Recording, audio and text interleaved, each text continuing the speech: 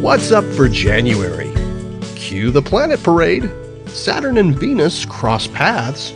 Mars expresses its opposition. And the outlook for the quadrantid meteors.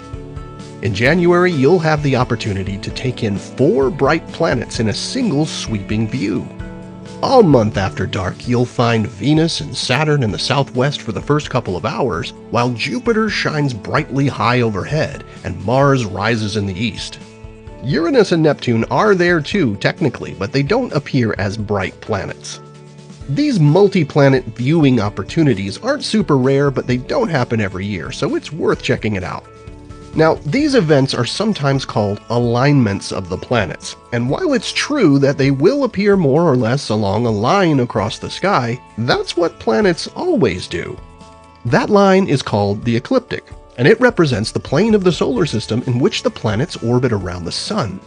This is, incidentally, why we sometimes observe planets appearing to approach closely to each other on the sky, as we view them along a line while they careen around the cosmic racetrack. This is exactly what we'll be seeing from Venus and Saturn as they head for a super close approach in mid-January. After the beginning of the month, they quickly get closer and closer each evening, appearing at their most cozy on the 17th and 18th, before going their separate ways. Remember, they're really hundreds of millions of miles apart in space, so when you observe them, you're staring clear across the solar system. Mars reaches opposition this month, which is when the planet lies directly on the opposite side of Earth from the Sun, forming a straight line. This is around the time when the planet is at its closest to Earth, making it appear at its biggest and brightest. For Mars, oppositions happen about every 2 years. This one won't be the most spectacular ever, but it's still closer than average and provides a great opportunity to observe the nearby planet where NASA has 5 missions currently operating. And on the 13th, the full moon cozies up to Mars, appearing super close to the red planet that evening. Across the US and eastern Canada, the moon will appear to pass in front of Mars over a couple of hours as the pair rise into the eastern sky. Mars will also be the lone planet in the sky on January mornings.